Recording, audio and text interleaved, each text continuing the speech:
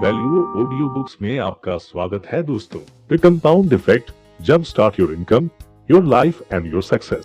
दोस्तों, New York times best selling रही इस किताब को पढ़कर बहुत से लोगों ने अपनी जिंदगी में बहुत से पॉजिटिव बदलाव लाए हैं और हमारी कामना है कि ये किताब ज्यादा से ज्यादा लोगों की जिंदगी में पॉजिटिव बदलाव लाती रहे। मिस्टर ब्रायन ट्रेसी और मिस्टर रॉबिन शर्मा के साथ साथ 20 से अधिक हाईली सक्सेसफुल पर्सनालिटीज ने इस किताब की खूब प्रशंसा की है।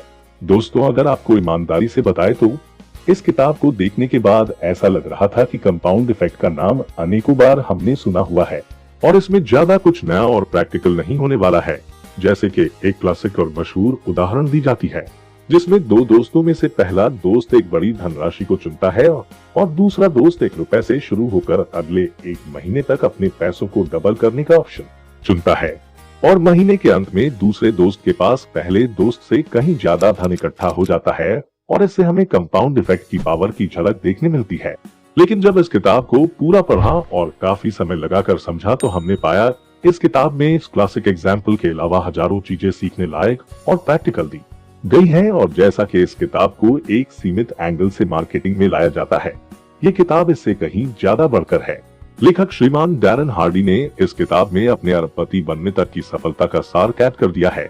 जब लेखक सिर्फ 18 महीनों के थे तब उनके माता पिता का तलाक हो गया था और लेखक की परवरिश सिर्फ उनके पिता ने की।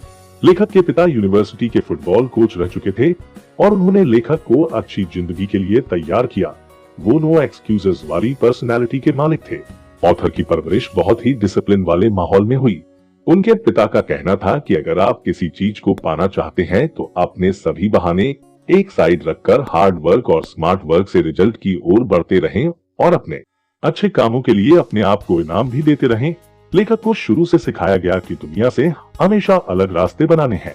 वो अपने डैड की ट्रेनिंग का शुक्रिया करते हुए बताते हैं कि कैसे उसी ट्रेनिंग के चलते वो सिर्फ 18 साल की उम्र में 6 फिगर इनकम अर्न करना शुरू कर दिए थे। 20 साल की उम्र में लेखक ने अपना खुद का आलीशान घर खरीद लिया था और 24 साल की उम्र में वो $1 मिलियन सालाना और 27 साल की उम्र में सेल्फ मेड मिलियनर बन गए थे, जिनका उस समय रेवेन्यू $50 मिलियन था। लेखक का आधार उनकी ट्रेनिंग थी, लेकिन वो अपनी सफलता का एकमात्र कारण कंपाउंड इफेक्ट को लिखते हैं और बताते हैं कि दुनिया में बहुत से लोग सही कोचिंग गाइडेंस ना मिलने के चलते कंपाउंड इफेक्ट का सही से इस्तेमाल नहीं कर पाते और कमर्शियल मार्केटिंग के द्वारा बताई गई प्रॉब्लम्स को सच मान लेते हैं और उनको ठीक करने के लिए so called quick fix ideas में फंस कर रह जाते हैं। दरअसल कंपाउंड इफेक्ट एक ऐसा प्रिंसिपल है जिसमें हम छोटे छोटे और स्मार्ट चॉइसेस लेते हैं और उनका रिजल्ट ह्यूज होता है। फिर चाहे हम इसे फाइनेंस में, हेल्थ के लिए या फिर रिलेशनशिप्स को अच्छा करने के लिए अपनाएं।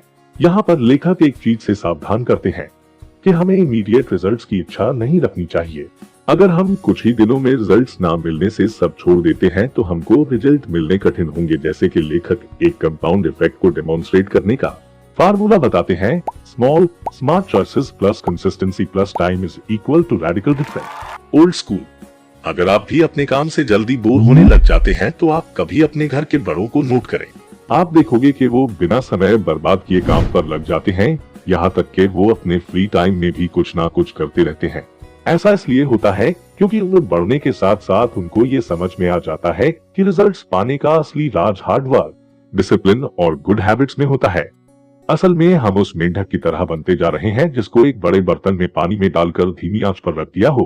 पानी थोड़ा गर्म होता है तो मेंढक को एहसास हो जाता है, परंतु वो अपने कंफर्ट जोन को छोड़ने की बजाय किसी ना किसी तरह एडजस्ट और इग्नोर करता रहता है। ऐसा करते करते एक समय आता है जब पानी उबलने लग जाता है और मेंढक वहां से चाह कर भी निकल नहीं पाता और वहीं पर दम तोड़ देता है। इस स्थिति की गंभीरता को देखते हुए आप अपने बड़ों को ऑब्जर्व करें, उनकी तरह हार्ड वर्क को शुरू करें। अपने ख्यालों से बाहर निकले किसी जिनी की ताक में ना रहे जो किसी चिराग से निकलकर आपकी इच्छाओं को पूरा करेगा। ये आपकी जिंदगी है और आपके सपनों को पूरा करना भी आपकी रिस्पॉन्सिबिलिटी है। हम किसी सफल एथलीट का स्वैग या फिर टॉप के एक्टर का स्टाइल तो देख लेते हैं, परंतु उनकी ट्रेनिंग या प्रैक्टिस के हजारों घंटों की मेहनत नहीं देख पाते जहां पर उन्होंने खूब पसीना बहाया होता है। अगर हम ये देख पाते तो हमें समझ में आएगा कि असली और लॉन्ग लास्टिंग सफलता के लिए जो चीज चाहिए वह है वर्क चॉइसेस। हमारी चॉइसेस हमारे बेस्ट फ्रेंड्स हो सकती है और खतरनाक दुश्मन भी। ये हमें अपने गोल्स के करीब ला सकती है, नहीं तो उससे बहुत दूर भी कर सकती है। पहले आप चॉइसेस को बनाते हैं, फिर आपकी चॉइसेस आपको बनाती हैं। अपनी चॉइसेस को बदलना जटिल लग सकता है, पर ऐसा है नहीं। दोस्तों, आपका सबसे बड़ा चैलेंज ये नहीं है कि आप जानबूझकर गलत चॉइस करते हो, बल्कि सबसे बड़ा चैलेंज है कि हम ज्यादातर समय अपनी चॉइसेस उसके प्रति अवेयर ही नहीं होते। लेखक इसके लिए एक शब्द लिखते हैं जिसे वे स्लीप वॉकिंग कहते हैं। हमारी चॉइसेस हमारे एनवायरनमेंट या फिर हमारी परवरिश से जुड़ी हो सकती हैं। ये इस कदर हमसे जुड़ी लग सकती है जैसे कि ये हमारे कंट्रोल से बाहर ही हो। थोड़ा सोचे दोस्तों कि हम में से कोई भी गरीबी, बीमारियां, तलाक, विफलता नहीं चाहेगा, पर फिर भी ऐसा होता है। अक्सर ये हमारी जो चॉइसेस की वजह से होता है। तो इससे बचने के लिए हमें क्या करना होगा, आइए समझते हैं। लेखक जब 18 साल के थे तो उन्होंने एक सेमिनार में हिस्सा लिया जिसमें उनको खुद की रिस्पॉन्सिबिलिटी के बारे में सिखाया गया था। उन्होंने सीखा कि हम सब सेल्फ मेड मैन और वुमेन होते हैं। लेखक तो यहाँ तक लिखते हैं कि अगर आप इस किताब के सारे लेसन्स को छोड़ दें और सिर्फ खुद की रिस्पॉन्सिबिलिटी को अपना ले तो आने वाले 2-3 सालों में ही आपकी जिंदगी गुड से ग्रेट बन जाएगी। उस इवेंट में स्पीकर ने ऑडियंस से ये सवाल किया कि सही रिलेशनशिप को चलते रहने के लिए दोनों साइड कितने प्रतिशत रिस्पॉन्सिबिलिटी तय होनी चाहिए। ऑथर एनी जवाब दिया 50-50, जिस पर सारे लोग अग्री कर रहे थे। तभी किसी ने जवाब दिया 41-49। ये कहने से लोगों में कानाफूसी शुरू हो गई और किसी ने उठकर कहा 80-20। थोड़ी शांति के बाद स्पीकर बोला 100। आपको अपना 100% देना होगा और 0% उम्मीद रखनी होगी। उस दिन के बाद लेखक को ये अच्छी तरह से समझ में आ गया था कि हमारी जिंदगी के लिए हम खुद जिम्मेदार होते हैं। जब आप इस चीज को समझते हैं तो आपको महसूस होता है कि ज्यादातर लोग किस हद तक दूसरों पर निर्भर रहते हैं। वे अपने से 0 उम्मीद रखे हुए दूसरों पर जिम्मेदारी डालते रहते हैं। वो अक्सर अपने स्पाउस, फैमिली, बच्चों को, फ्रेंड्स को कसूरवार ठहराते हैं। इस बिहेवियर को छोड़ने के लिए अपनी खुद की जिम्मेवारी को महसूस करते रहे और स्लीप वॉकिंग से हमेशा सतर्क रहें। इसके लिए एक सीक्रेट वेपन आपकी मदद करेगा और वह है स्कोर कार्ड। आपने जो भी चेंज अपने में लेकर आनी हो, चाहे आप अधिक अमीर बनना चाहते हो, खुश होना चाहते हो, पतले या फिर हेल्थी होना चाहते हो, चाहे जो कुछ भी हो, सबसे पहले आपको एक छोटा सा काम करना होगा। एक छोटी सी नोटपैड हमेशा अपने साथ रखें। अपने लिए गए एक्शंस उस पर लिखते जाएं। जैसे कि अगर आप अमीर बनना चाहते हैं तो सबसे पहले अपने द्वारा खर्च किया एक रुपया नोटपैड में लिखें कि आपने सारे दिन में कब, कितने और कहां पैसे खर्च किए। अगर आप पतले होना चाहते हो तो आप अपनी नोटपैड में लिखें कि सारे दिन में कब कितनी चीजें आपके मुंह के अंदर गई, पानी से लेकर बर्गर तक सभी चीजें। और शायद आपको ये सुनने में कुछ खास नहीं लग रहा होगा क्योंकि ये बहुत ही सिंपल स्टेप है। जैसा कि हमने वीडियो की शुरुआत में जिक्र किया था कि कंपाउंड इफेक्ट ऐसा प्रिंसिपल है जहां हमारे स्टेप्स बहुत छोटे और सिंपल होते हैं लेकिन उनके रिजल्ट्स बहुत बड़े। कंपाउंड इफेक्ट पर भरोसा करते हुए नोटपैड अपने पास रखें और बिना किसी संकोच के अपने लिए गए एक्शंस को लिखते जाएं। दरअसल ऐसा करने से आपका कॉन्शियस माइंड उन चीजों को खोज पाएगा जो चीजें आपको असफल बनाने में लगी हुई है। इससे आप एक ज़ॉम्बी की तरह बनने से बच जाते हो। दोस्तों, याद रखें, सक्सेसफुल लोग और अनसक्सेसफुल लोगों में सबसे बड़ा डिफरेंस होता है कि सक्सेसफुल लोग वो चीजें करने के लिए भी तैयार रहते हैं जो अनसक्सेसफुल लोग इग्नोर कर देते हैं। एक बार लेखक को ये सुनकर काफी झटका लगा कि उनका $1 लाख का टैक्स पेंडिंग पड़ा हुआ है। इतना ज्यादा टैक्स इकट्ठा हुआ देख लेखक का सिर घूम रहा था क्योंकि पैसा तो उनके हाथों में से पानी की तरह बह रहा था, लेकिन वह टैक्स इकट्ठा करने में काफी कठिनाई महसूस कर रहे थे। तब उन्होंने खुद ये नोटपैड पर लिखने का तरीका अपनाया। वो लंबे समय तक अपने द्वारा खर्च की गई पाई को नोटपैड में लिखते रहे और बाद में नोटपैड का अध्ययन करने पर वे चकित थे क्योंकि वे देख पा रहे थे कि किस जगह पर पैसे की फिजूल खर्ची हो रही है और कितना पैसा वेस्ट हो रहा है, जिसको कि रोक कर लेखक अपना टैक्स बिल भरने में कामयाब हो पाए। और साथ ही में वो इस टेक्निक से इतना प्रभावित हुए कि अपनी जिंदगी की सारी फील्ड्स में इस ट्रिक को ट्राई किया। उन्होंने इसे अपनी स्किल्स को इम्प्रूव करने में, हेल्थ को बढ़िया बनाने में, एक्सरसाइज की हैबिट बिल्ड करने में, अच्छी डाइटिंग करने में यूज किया और बहुत ही पॉजिटिव रिजल्ट्स अचीव किए। आप ऐसा 1 महीने तक करें, उसके बाद आप ऐसी छोटी छोटी चीजें को भी नोट करेंगे जब आपकी चॉइसेस गलत थी और फिर आप उनको आसानी से सुधार पाएंगे। जब आप छोटी छोटी चीजों को ही सही और लगातार सुधारते जाएंगे तब आप खुद ही पॉजिटिव बदलाव फील कर पाएंगे। इसे जारी रखें। कंपाउंडिंग आपके लिए बड़े रिजल्ट्स तैयार करती रहेगी। अंत में आपको बहुत ही विशाल रिजल्ट्स मिलेंगे। जैसे कि मान लीजिए आप एक ओलंपिक रेसर है और रेस में आप कॉम्पिटिटर्स से मुश्किल से 2-4 कदम आगे रहकर रेस जीत लेते हैं, परंतु उसका इनाम आपको 10 गुना ज्यादा मिलेगा। अब इसका मतलब यह नहीं निकाला जा सकता कि आप दूसरों से 10 गुना बेहतर हो गए। असल में आपने दूसरों से थोड़ी और ज्यादा मेहनत और प्रैक्टिस की थी, जिसका आपको इतना बड़ा परिणाम मिला। आइए एक रियल लाइफ एग्जाम्पल से इसे और अच्छे से समझते हैं। श्रीमान हार्डी की एक असिस्टेंट कैथरीन थी, जो कि तब $40,000 कमा रही थी। एक दिन उसने लेखक को 10% सेव करने के लिए कहते हुए सुना और उसने लेखक को पूछा कि आपकी 10% सेव करने की बात तो बहुत अच्छी है, लेकिन ये सब सुनने में ही अच्छा लगता है, परंतु रियलिटी में काम नहीं कर सकता, क्योंकि इतनी महंगाई वाले दौर में अपनी रेगुलर इनकम में से 10% बचाना असंभव है। लेखक ने उनकी मदद करने का सोचा। हार्डी ने उनको एक छोटी सी नोटबुक साथ रखने के लिए कहा, जिसमें वो अपनी सारी खर्च की हुई राशि लिख सके, और बिना किसी बहाने के वो लिखती भी रही। और साथ ही लेखक ने उन्हें एक नया सेविंग अकाउंट खोलने के लिए कहा, जिसमें सिर्फ $33 जमा करवाने थे, जो कि उनकी महीने की इनकम का 1% था। और जो $33 उनके नए सेविंग अकाउंट में चले गए थे, उसकी भरपाई करने के लिए लेखक ने कैथरीन को हर रोज लंच में सैंडविच, ड्रिंक और चिप्स को खरीदने की बजाय हफ्ते में सिर्फ एक बार घर से लंच लाने के लिए कहा। अगले महीने से उनको नए सेविंग अकाउंट में अपनी इनकम का 2% जमा करवाना था, जिसके कॉम्पेंसेशन में कैथरीन ने अपनी केबल सब्सक्रिप्शन को बदलकर पैसे बचाए। अगले महीने 3% और भरपाई के लिए फालतू के सब्सक्रिप्शंस कैंसिल करना और हफ्ते में 2 बार स्टारबक्स जाने की बजाय सिर्फ एक बार जाना शामिल था। ऐसा करते करते एक साल में उन्होंने अपनी रेगुलर इनकम में से ही 10% की बचत करनी स्टार्ट कर दी थी, जिसका उनकी लाइफ पर बहुत ही ज्यादा पॉजिटिव असर पड़ा। उन्होंने एक्स्ट्रा बचत के पैसों को अपनी पर्सनल ग्रोथ में खर्च करना शुरू किया, अपनी स्किल्स इंप्रूव करी, नए आइडियाज पर काम किया, इन्वेस्टमेंट्स बढ़ाई, और कुछ ही सालों में कैथरीन ने सेम इनकम होते हुए $1,00,000 बनाए और अपना एक नया कॉन्ट्रैक्ट सर्विस बिजनेस शुरू किया। और अब वो एक मिलियनियर है, और ये सब शुरू हुआ था सिर्फ $35 से। दोस्तों, ये तो थी फाइनेंस रिलेटेड एग्जाम्पल। आइए एक और रियल लाइफ एग्जाम्पल रिलेशनशिप्स की भी जरूर डिस्कस करते हैं। जब लेखक का दोस्त अपनी पत्नी से नाखुश था, तो लेखक को ये मालूम था कि उसकी पत्नी दरअसल काफी समझदार इंसान है, और अपने दोस्त को समझाते हुए लेखक ने अपनी थैंक्सगिविंग वाली बात बताई, जिसमें उन्होंने थैंक्सगिविंग पर कुछ बड़ा परंतु बहुत ही छोटा करने का प्लान किया था।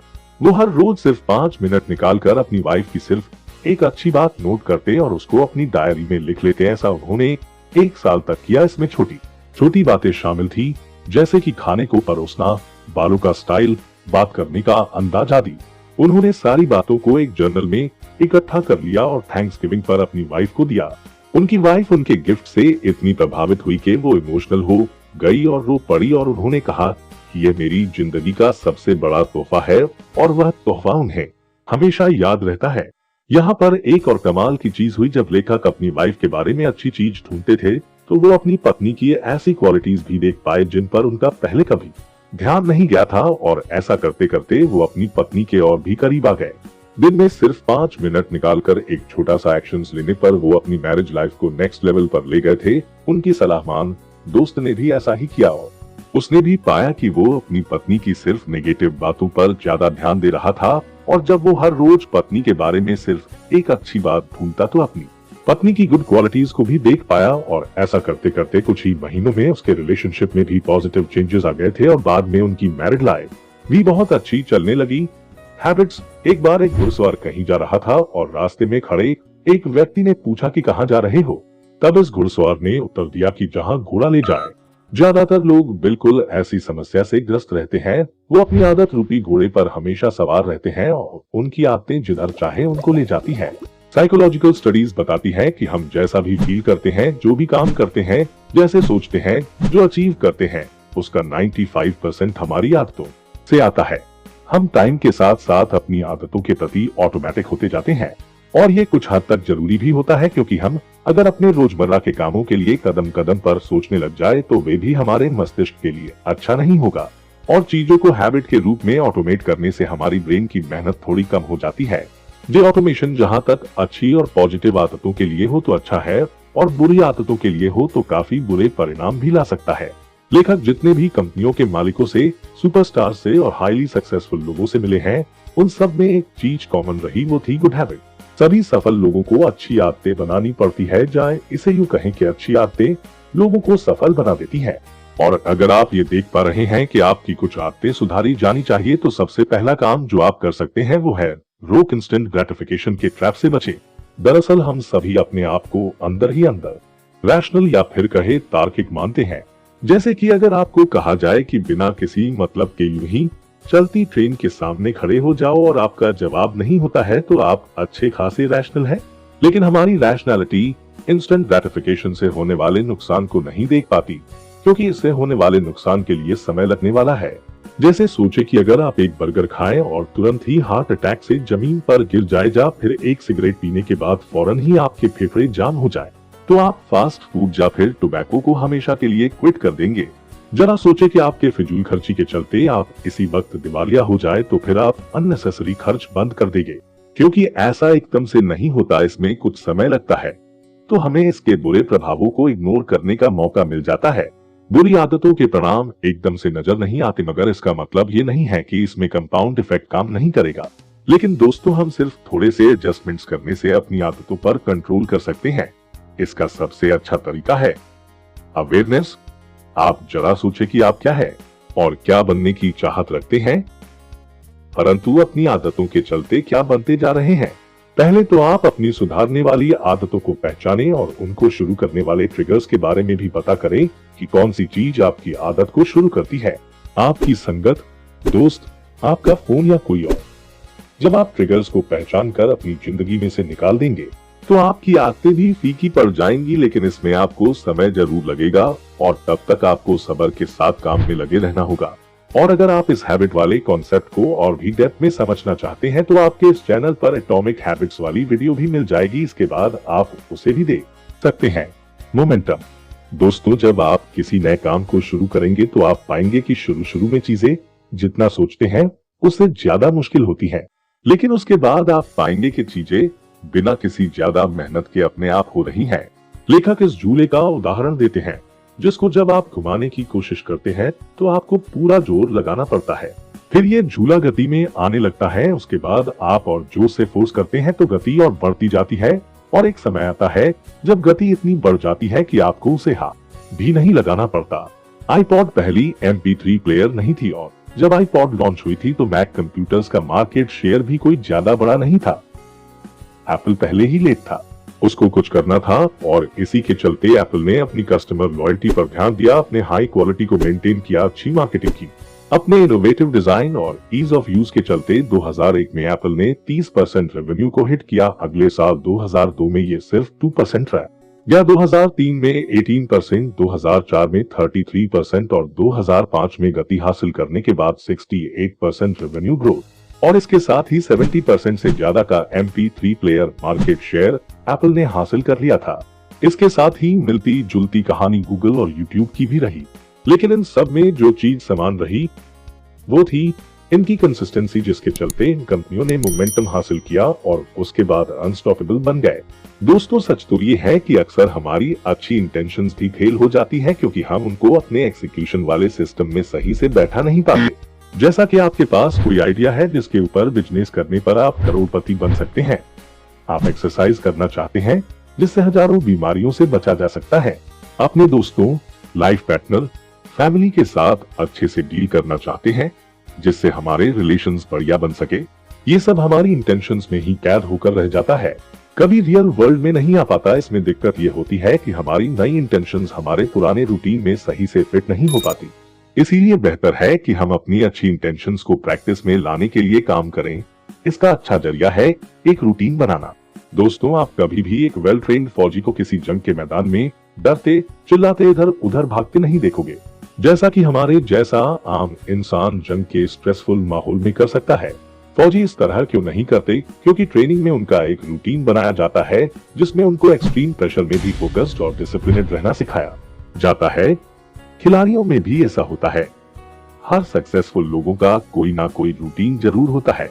डेली रूटीन हमें अच्छी आदतें बनाने में और डिसिप्लिनेड रहने में बहुत मददगार होता है। और याद रखें कि अगर आप अपनी जिंदगी को वर्ल्ड क्लास बनाना चाहते हैं तो आपको अपने रूटीन को भी वर्ल्ड क्लास बनाना होगा। अगर आप रूटीन बनाने में कठिनाई महसूस करें तो आप लेखक के जैसे शुरू कर सकते हैं।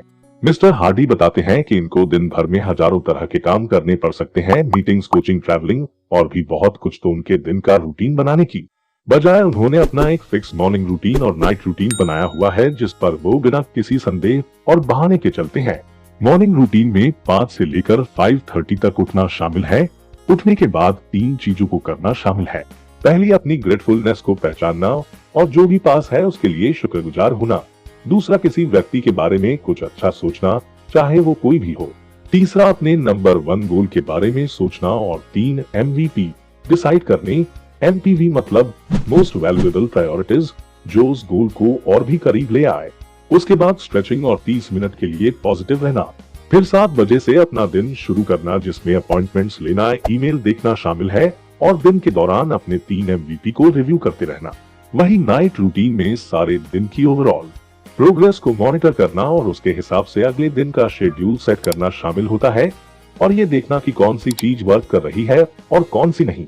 नए आइडियाज लिखना और सोने से पहले सिर्फ 10 पेज किसी अच्छी बुक के पढ़ना, क्योंकि जो भी हम सोने से पहले कर रहे होते हैं, दिमाग सारी रात उसको प्रोसेस करता रहता है। दोस्तों, ये सिर्फ एक उदाहरण है। आप अपनी लाइफ और गोल के हिसाब से अपने लिए मॉर्निंग और नाइट रूटीन बना सकते हैं, क्योंकि हमें कहीं ना कहीं ये जरूर पता होता है कि हमारी जिंदगी में कहाँ कमी रह रही है, कौन सी चीजें सुधारी जानी चाहिए।